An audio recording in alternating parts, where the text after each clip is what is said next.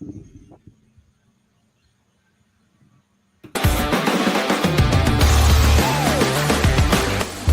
now for the Drew Sutton Leadership Show, lighting the way with real leaders, real stories, and real impact. Because when leaders stop growing, the darkness wins.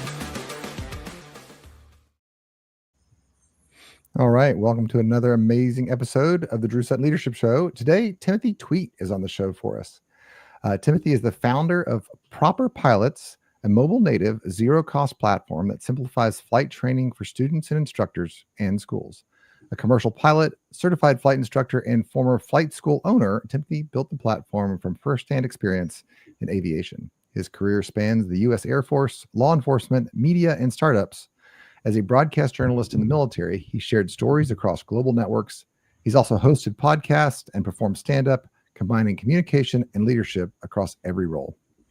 Timothy's journey is grounded in grit, service, and a passion for aviation. And without any further ado, welcome to the show, Timothy. Wow. Thank you very much, Drew. I'm really happy to be here. Yeah, man, this is super fun for me. We met at a retreat a couple of weeks back, and I love your rhythm. There's so many interesting parts to your story. I love your grit as an entrepreneur. So let's get into it. So how did you tell me about being a broadcast journalist in the military? Wow. What an amazing time of life. I think the typical thing in the Air Force is to say that's the best job in the Air Force. But being a combat photojournalist, I really could make a strong argument that it is the best job in the Air Force.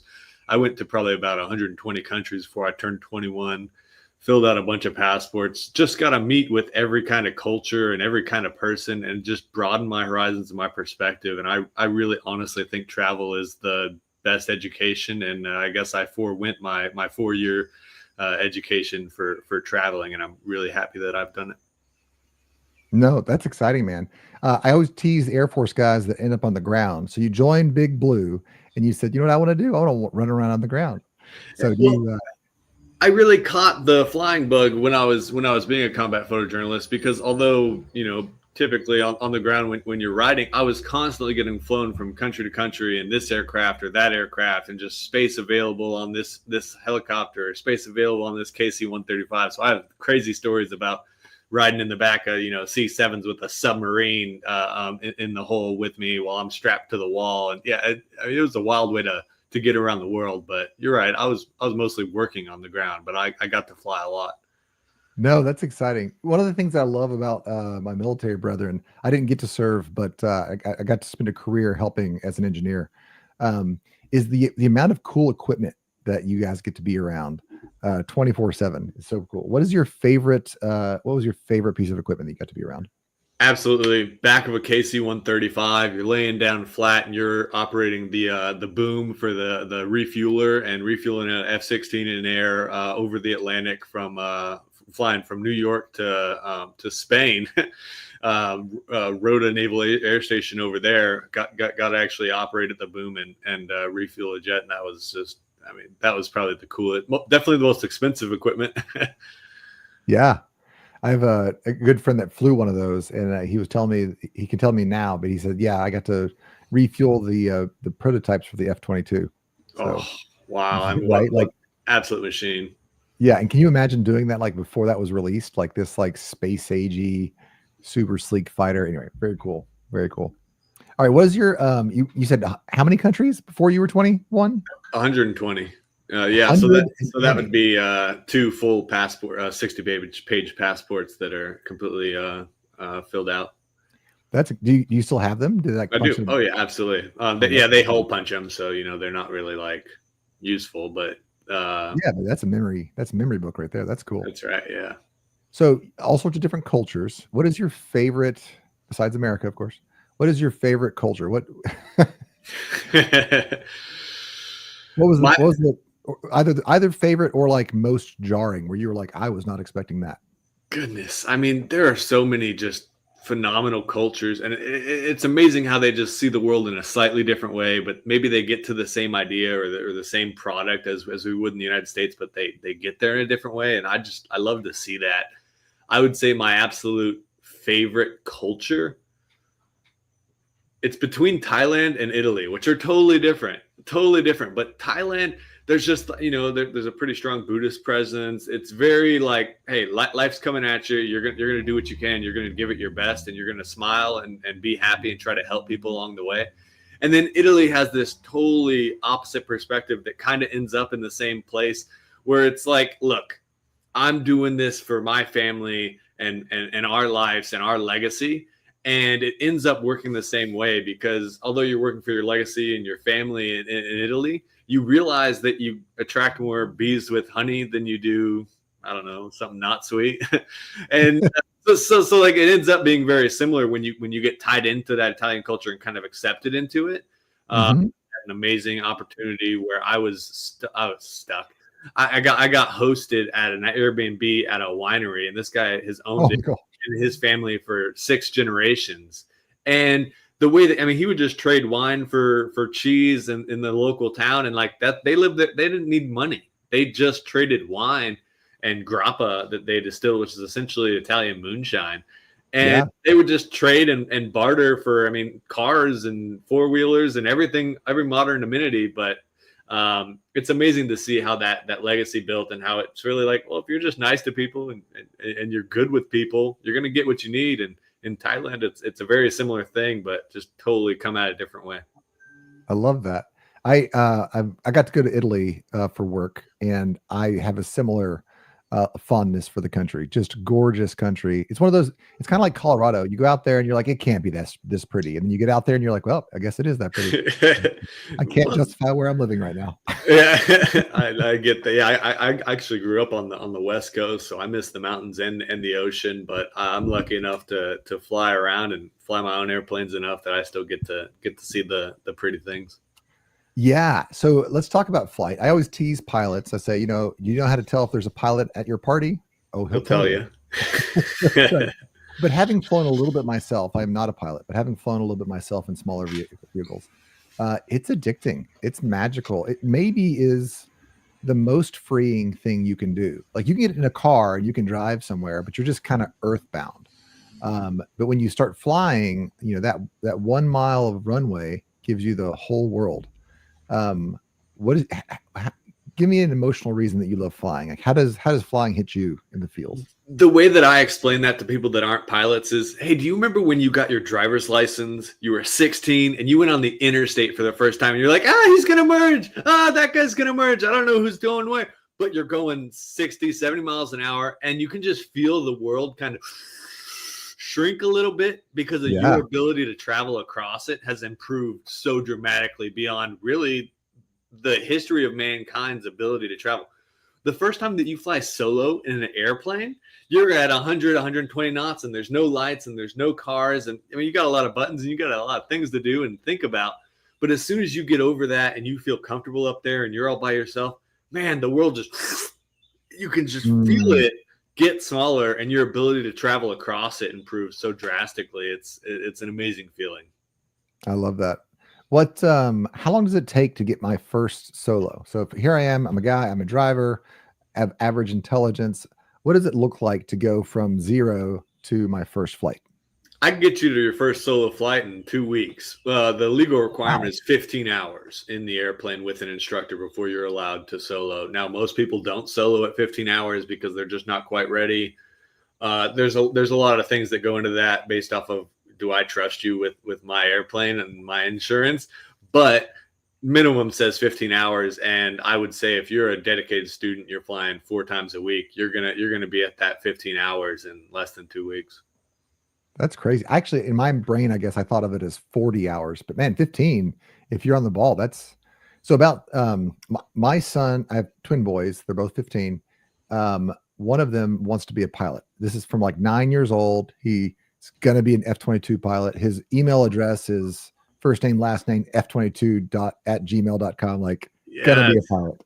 Yes. He's in Civil Air Patrol. He's excited. So that Christmas, I said, all right, for the kids, I bought a flight simulator for the house. For the kids, of course. Yeah, absolutely. So you mentioned the 40 hours. That is the minimum requirement to get your private pilot license, which means that you can take any plane that doesn't have a specific type rating from the Federal Aviation Administration, and you can fly it on your own.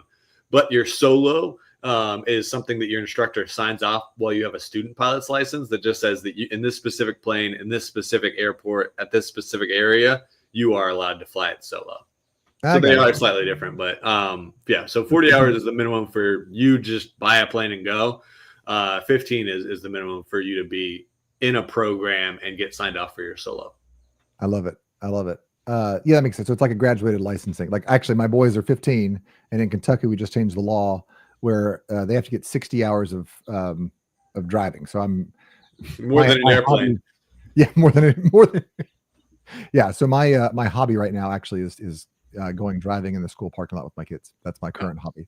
I love that. And I mean, if you can be an F-22 pilot, you should be an F-22 pilot. I mean, there's just, I can't imagine any better feeling than being able to throw one of those beautiful machines around. Oh yeah. Actually, one of my fighter pilot friends, he refers to it as strapping an F-16 onto your back, which I think is a different, like when you fly a tanker, I think that you think of it as, oh, I'm going to drive a bus. Actually, I have several friends that refer to it as driving the bus. But I think fighter pilots, because there's you in the cockpit, he says, I'm strapping an F-16 on my back, kind of like an Iron Man suit of iron or armor. I think it's kind of fun. That's exactly right. Kind of gives you the feeling of maybe you get on a motorcycle and you got that horsepower and maybe you're not strapping it on your back, but you're straddling a rocket. You know, they don't call it a crotch rocket for nothing. It's the same idea. I mean, you're taking a machine that by itself can't really do anything, but with the human capability and critical thinking can do unimaginable things. Oh yeah. Okay. So we're going to, just as a teaser for those that are watching the show, Timothy has started a brand new company. It's called Proper Pilots, and it is all about streamlining the operations and the logistics of running a flight school. So if you're looking for a flight school, we're going to get to that. But before we get there, because you're revolutionizing the industry, you've been kind of challenging authority most of your life. I think maybe that happened in the Air Force, but you also were in law enforcement. Talk Absolutely. To me about that. So challenging authority, I think that it's just a natural thing that even in the Air Force, you get taught discipline, you get taught, hey, these are the rules, here's what you have to do. But I mean, you get taught, hey, if you get a command from a commanding officer and it doesn't follow under one of these moral rules, you have a right to object to it and to do the right thing and to possibly save lives or save other people's lives or money for the Air Force. And just really distilling that down into there's so much red tape, if you want to call it red tape, in government or Air Force military work. Same with being a cop, same with being a firefighter. I don't think you mentioned it, but I used to be a high school teacher. There's a lot of regulations. yeah, really. The hardest one, the hardest clients for sure. There's so much administration kind of sitting on your shoulders that the people that really excel are the ones that see the rules and see how to use the rules and essentially not get in trouble, but also streamline what those rules are trying to get you to be able to accomplish. And so you do need guardrails because there are bad actors. But if you're not a bad actor, you can kind of work in between those guardrails and stay safe and stay compliant, but also excel beyond your peers. No, I love this. Actually, I have this argument all the time. I'm an engineer, and I have this argument all the time with my teams. Fire is a problem outlet by itself, right? Like you just take some explosives, some gasoline, and you light it on fire. That's a big problem. But you put it in an engine, which is full of constraints, and you can focus that energy, and then you can get some serious horsepower. Now you can over constrain it, and you have a dead engine. But yeah, the challenge is setting those guide rails so we can focus that energy and really get some progress. That's such an awesome engineering perspective. I'm going to use that analogy because that's amazing. Really the goal is to make a cylinder large enough that combustion can create energy and can drive your wheels, but also that you're not snuffing it out and killing the fire. Yeah. Okay. So were you a police officer? What did you do with law enforcement? I was a commissioned police officer in Steilacoom, Washington. Nobody would have heard of that. It's a very small town. Usually I say Seattle because that's the closest place that people know. Okay, so you're a police officer in Washington, And then, so there's a gap here for me. You were in the Air Force, you were in the law enforcement, and then you found your way back to airplanes. Talk to me about that journey back to the airplane. Absolutely. Well, after kind of struggling early and finally getting really set on my feet and buying a house in Seattle and being able to support my daughter and my wife, I would come home and I was just addicted to, like, I got to get these. If there was someone with a warrant in my neighborhood or anywhere in my zip code, I was on the hunt and I couldn't turn it off. I was going to get this guy. I was going to make my community safer. There was no turning off. And my wife, bless her heart, she's amazing. She's like, you can't keep doing this. Like, I'm proud of you. You've set the family up. We're in a good spot, but you can't do this. You're miserable at this job because you're never going to get everybody, and there's always going to be people that go by, and people are still going to do bad things. And she actually encouraged me, hey, you've always wanted to fly airplanes, and I always had. You need to quit this job and you need to go do something you love. So I put in my 2 weeks. I applied to flight school. I got accepted. I sold my house, put everything I owned in a truck, drove down to San Diego, Fightertown, USA, and learned how to fly airplanes. That was actually February 2020. In retrospect, there isn't a better month to have quit being a police officer in Washington State than February 2020. But 10 months later, I was a certified flight instructor, CFII, MEI, commercial multi-engine pilot, and I was working for the school that I graduated from, making about $15 an hour, and I couldn't afford to keep the lights on for my wife and daughter, so I made a spreadsheet of the average cost of living versus the average flight instructor hourly wage. Campbellsville, Kentucky was number one on the list. So I threw everything back in the old Silverado, drove 40 hours from San Diego to Campbellsville, Kentucky, and I started a flight school. I love that. I love that for a number of reasons. There's an old joke that's a very popular one for my wife and I. And it goes like this. A CEO and his wife are driving down the highway, and they stop at this gas station, and he gets some gas, and the wife comes back out kind of smiling and laughing into herself. And he says, "What's going on?" She goes, "Oh, that the clerk there, I used to date him in high school." And so the husband goes, "Well, see, if you'd stuck with him, you wouldn't be married to a CEO." And she said, "Actually, I was thinking if I'd married him, maybe he'd be a CEO." Which, nice. I love that. Which speaks to the power of our wives. And so behind every great man, something like that. Yeah, behind every great man is a great woman pushing them towards his dreams and not settling for anything less. I love that. That's a beautiful story. And I mean, we were comfortable as police officer. We called it the golden handcuffs. It's like after struggling through life and finally getting somewhat set up, just, no, you can do better. And that's what I needed. I love that, because that's the entrepreneurial spirit right there. Not change for change's sake, but change because there's something better out there. And I love the courage to run across the country. So you've moved a couple of spots, right? And I got the privilege of moving a couple of spots. What are your thoughts about coming into a new community? What's the best advice you give for somebody that's moving communities?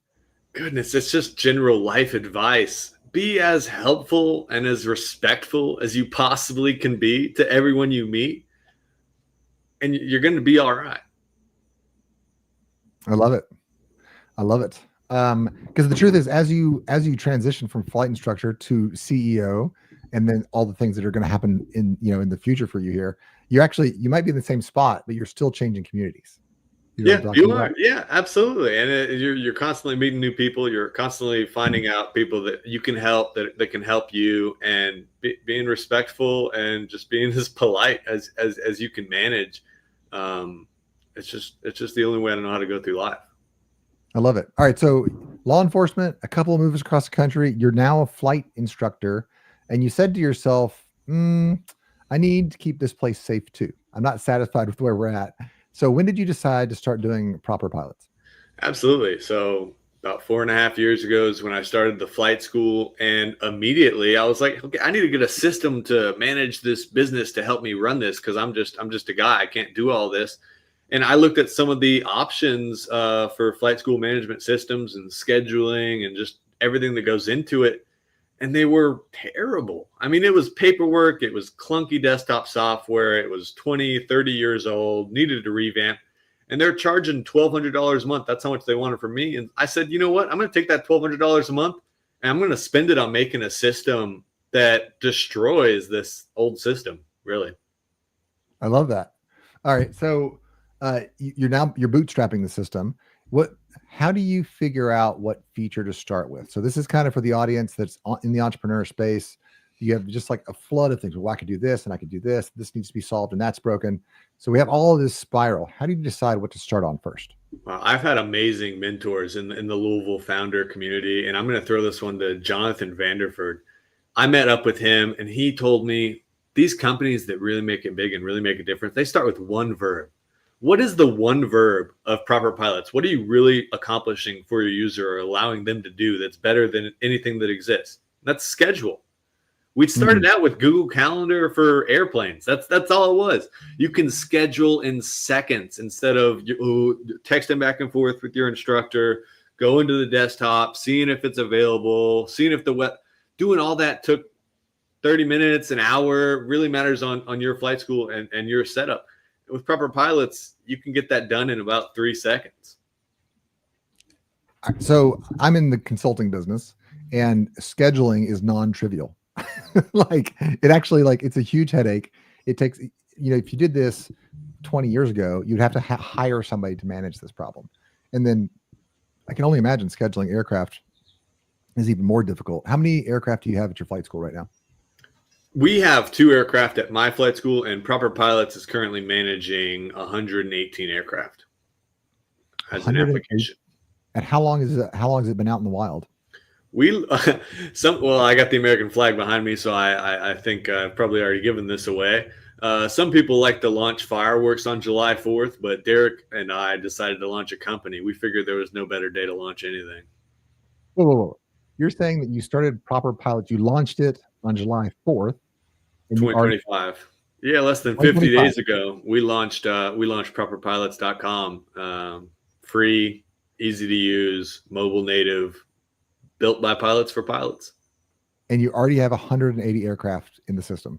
Yeah, I think we have 98 users. I would love to be able to say we just passed 100 users, but we're not quite there. Yeah, I know. I woke up this morning checking my phone incessantly, like, oh, we got to get 2 more. Let me just call my aunts or something. But no, yeah, we have 98 users, approximately about 40 flight schools signed up. We're in 5 different countries, so we have flight schools using our application in India, Egypt, Australia, and France, as well as the United States of America, of course. And the feedback we're getting is, dude, you did it. Like this is what we all wanted and needed, and nobody ever built it because flight training, aviation is just slow to change, and nobody stepped up and did it.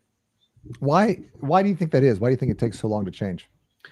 I think that this specific problem is taking so long to change because certified flight instructors just put their nose down. They get paid nothing. They hate their job. They get 1,500 hours. They go to the airlines and they start sipping margaritas on the beach, which is great. And I did it. I've lived it. I've taught students in this broken system. I've grinded to 1,500 hours. And then when I turned and looked at the airlines, I was like, man, I don't really want to drive a bus full of people with thousands of regulations, and I could lose my job any day and the stress that comes with that. What if I just turn back and change this experience for every flight instructor that comes after me? And so that's what I did. I love that. I think you also speak to the fact that there are certain lanes that are in every industry, and those lanes are fine, but maybe there's a better way. I think that's cool. There's always a better way. Okay. So, 50 days in, that's still wet behind the ears, man. That baby has just been birthed. What are your excitements over the next 3 and 6 months? What do you think the market size is that you're going to get to? Yeah, absolutely. We're aiming for 2,000 users by the end of the year. You said 3 to 6 months. We're in mid-August. I guess I'm not the best with the months, but I'll throw out, we're looking for 2,000 users by January 2026. You also mentioned, oh goodness, I thought I remembered, and then I forgot the question immediately when I started to bring it up again. What are some things that we've learned since launching? Even in that 50 days, it's been amazing. hey, it seems like you guys are developing this pretty fast. What if we had this? What if we did this? And we're able to throw those into the app, not as afterthoughts, but as if they're just native to the idea. And we've gotten so many amazing features from other flight school owners that are like, you would save me a bunch of time if I could just onboard a student in seconds on a mobile app instead of giving them a paper form that they're going to bring home, losing their backpack, get all crumpled up, bring back here, and then my secretary is going to have to type into a Excel spreadsheet. So we took that and we boiled it into the student onboarding and the CFI onboarding system. Just a couple taps and all of it's there, and we keep it for you for as long as you need it. I need you to talk to my doctor's office. Yeah, well, we could change them next. We could change them next. I love it. All right.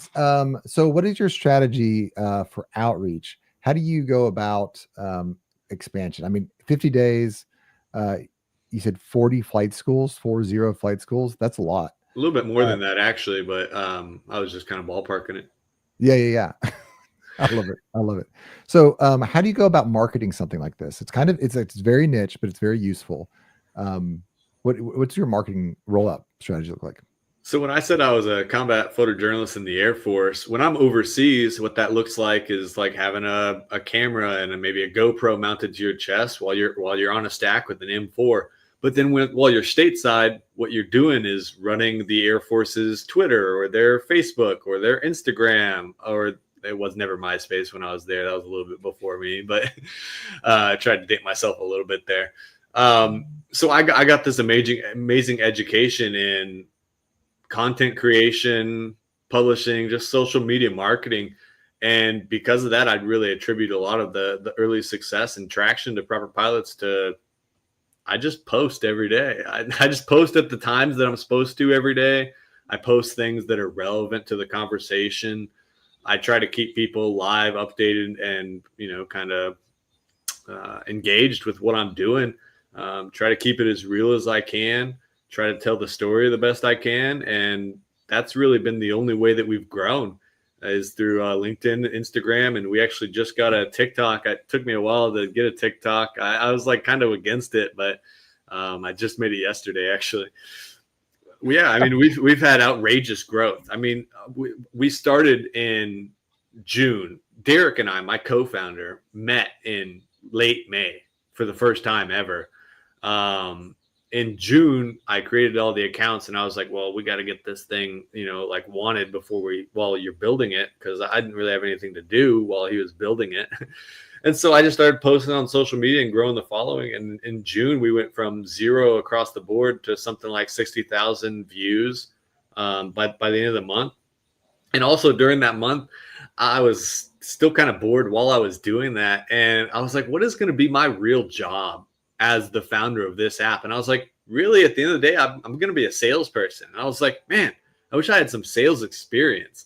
And so I actually applied for a job at the foundation specialist here in New Albany, and I got accepted. And I was selling concrete to kind of pay the bills for all of June.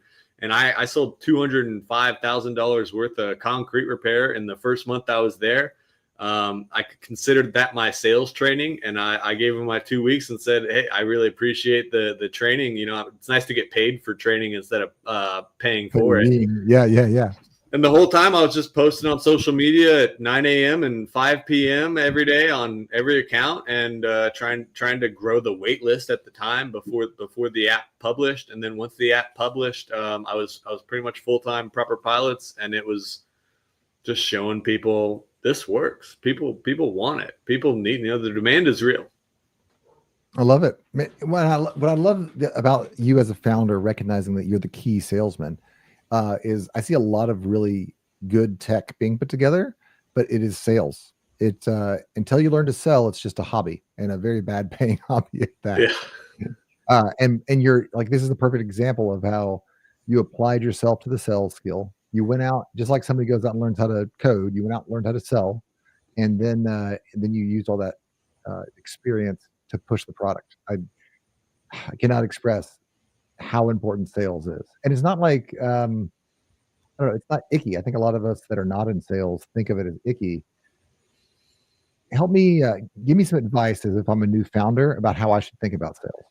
Absolutely. Do you believe in the product that you're building? How much do you believe in it? How much do you see that vision? I mean, you wake up every day and you think, man, I got to give people this vision.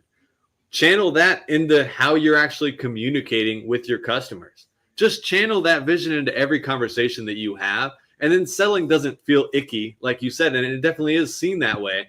But when I meet with a flight school owner, 9 times out of 10, it's like, hey, I'm Tim. What do you got? And I'm like, goodness, man, I just made your life so much easier.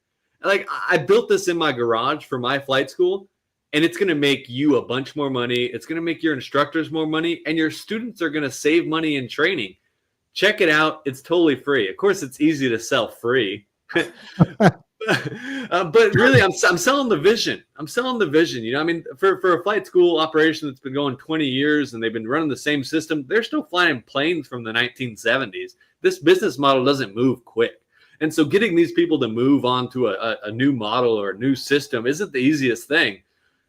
And just selling them that vision, hey, we can grow with you. I want you to use this, and I want you to tell me what you want to see, and I'm going to code it straight into the app right when you tell me about it. We're going to make that change for the better for the industry. Yeah, I love that. I love the adaptiveness to the customer, and I love that. I every time I ever worked with my engineers, eventually they'd say something like this. They're like, "Yeah, I know that's irritating, but the user will use it."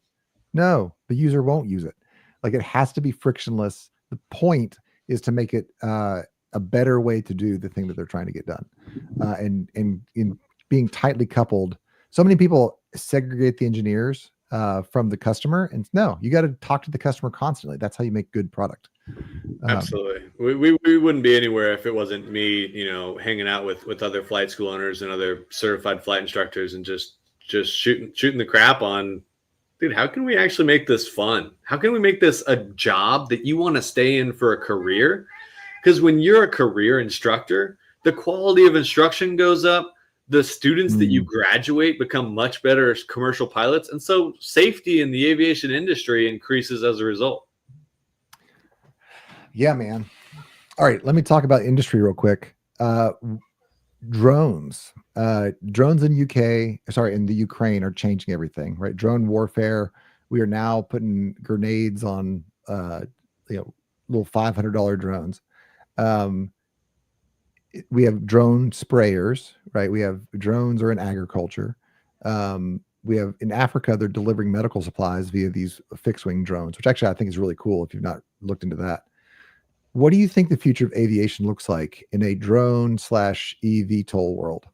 Yeah, so I'm a Part 107 commercial drone pilot. And I actually, when I was teaching high school, I was at the Central Kentucky Career Academy, and I would teach essentially trade school. And I would teach aviation as a career, commercial pilot, and then I would teach being a commercial drone operator. So I've taught this to high school kids, to college kids, and to even middle schoolers that wanted to know about what it looks like to be in this evolving commercial drone space.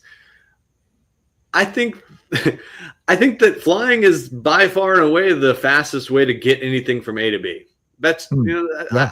I would say it's just a fact, but maybe a magnetic train in Japan could prove me wrong. It's close. It's close. Yeah.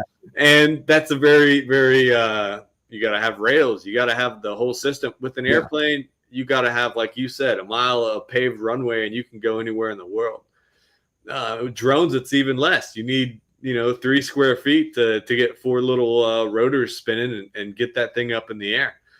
I think that drones are going to completely change the way that we deliver. There's so many vehicles on the road that don't need to be on the road. And I don't really want to take the car away from people because of that freedom that it gives you.